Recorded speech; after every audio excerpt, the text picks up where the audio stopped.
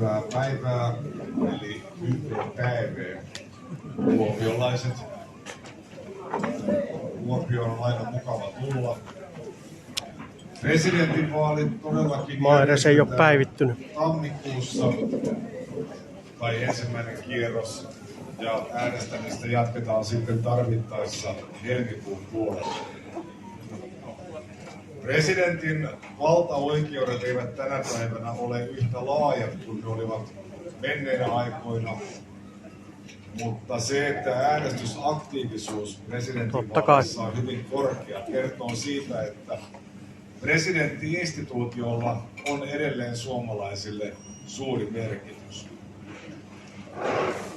Voimassa olevan perustuslain oloissa presidentin tärkein tehtäväkenttä ja vastuualue on ulko- ja turvallisuuspolitiikan johtaminen. Näistä asioista onneksi vallitsee tällä hetkellä varsin laaja yhteinen näkemys ja yhteisymmärrys kansalaisten kesken, puolueiden kesken ja presidenttiehdokaidenkin kesken. Suomen pitää yhdessä muun sivistyneen maailman kanssa tukea Ukrainaa, kun se puolustautuu Venäjän hyökkäystä vastaan. Tämä maksaa kyllä meille lyhyellä tähtäyksellä rahaa, mutta pitkällä aikajänteellä Venäjän menestyminen tässä sodassa tulisi meille paljon kalliimmaksi.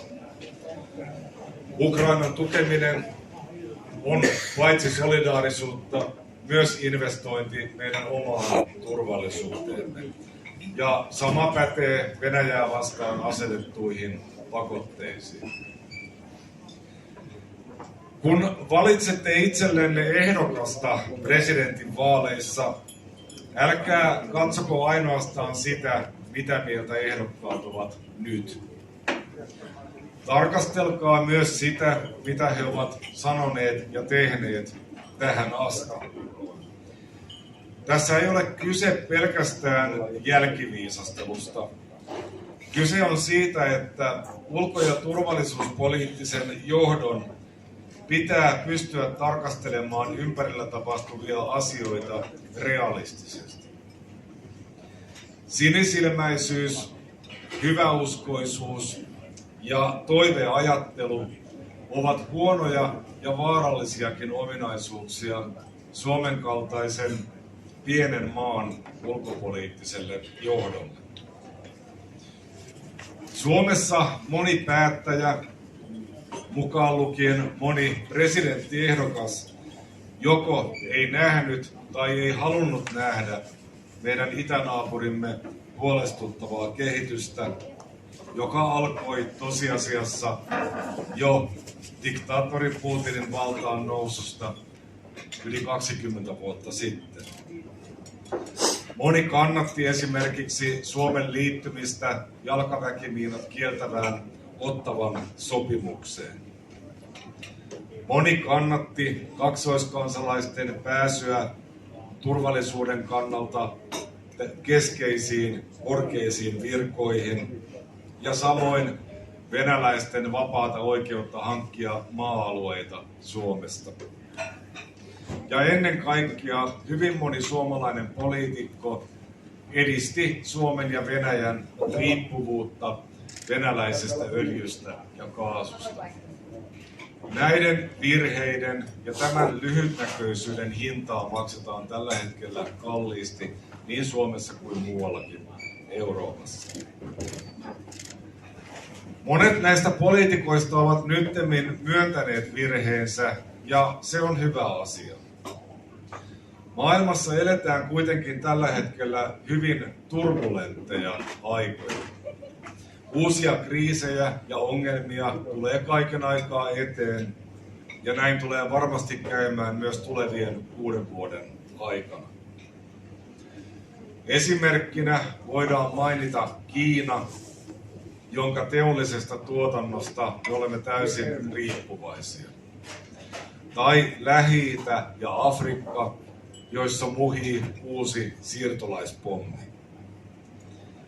Meillä ei ole varaa päättäjiin, joilla on taipumusta sinisilmäisyyteen, hyväuskoisuuteen tai ideologiseen sokeuteen. Ulkopolitiikan johtamisen lisäksi presidentillä on tärkeä rooli niin sanottuna arvojohtajana, eli eräänlaisena ylimpänä kansalaiskeskustelijana.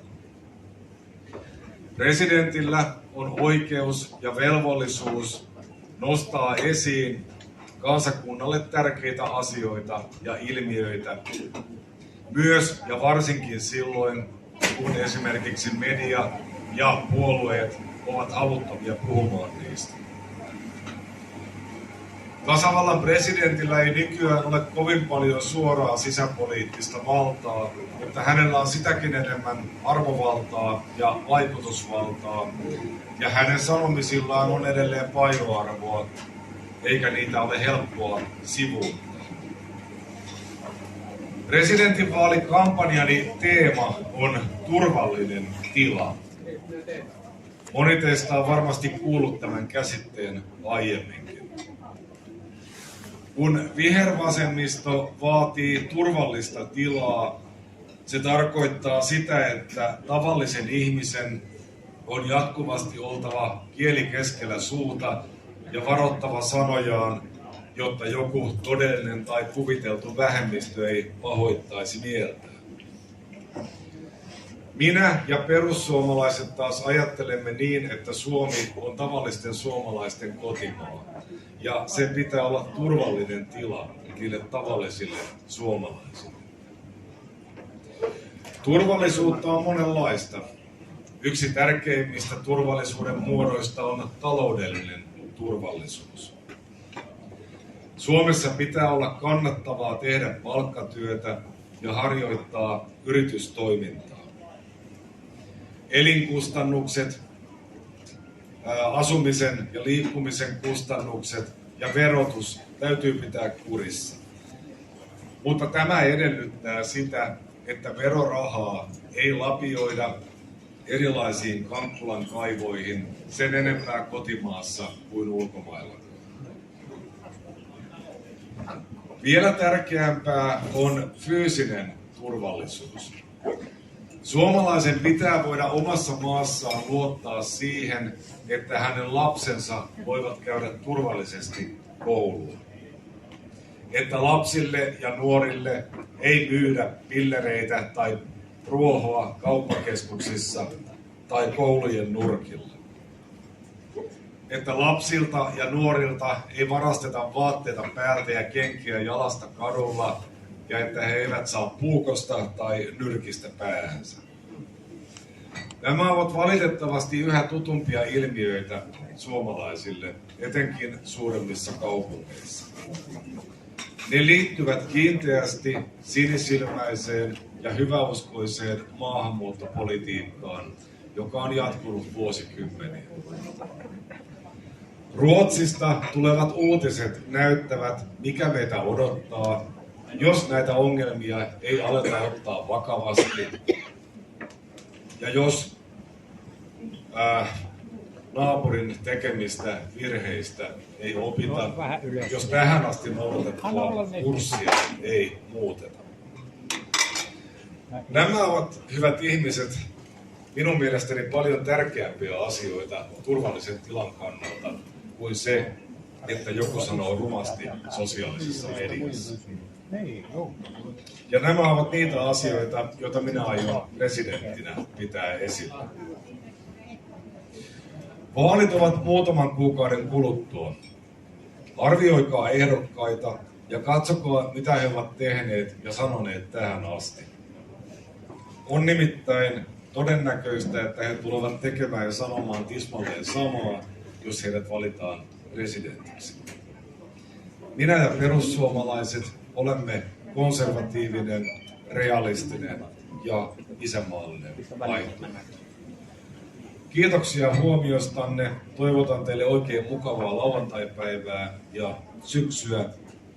Meillä on tässä hetki aikaa, joten tervetuloa myös juttelemaan. Kiitoksia.